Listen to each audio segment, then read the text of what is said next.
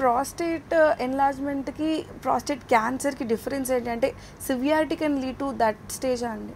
Long standing prostate hyperplasia అంటే BPH ఉంటే ఆ ప్రాస్టేట్ లోపల కొన్ని ఏరియాస్లో ప్రాస్టేట్ క్యాన్సర్ కూడా డెవలప్ కావచ్చు.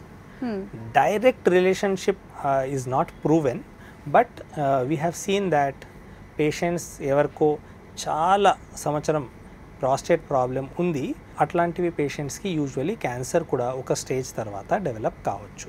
But we need to understand that both are in different areas of the prostate. Prostate cancer peripheral ఏరియాలో ఉంటుంది, okay. Prostate enlargement or BPH అనేది సెంట్రల్ పార్ట్ ఆఫ్ ద ప్రోస్టేట్లో ఉంటుంది, ట్రాన్సిషనల్ జోన్లో ఉంటుంది. సో డైరెక్ట్ రిలేషన్షిప్ అలా ఏం లేదు.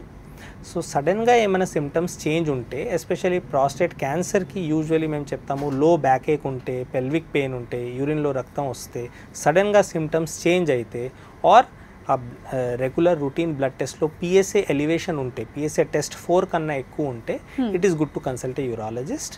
Then we can proceed in the lines of evaluation. Evaluate చేసుకోవచ్చు, ప్రాస్టేట్ క్యాన్సర్ ఉందా లేదా అది చూసుకోవచ్చు.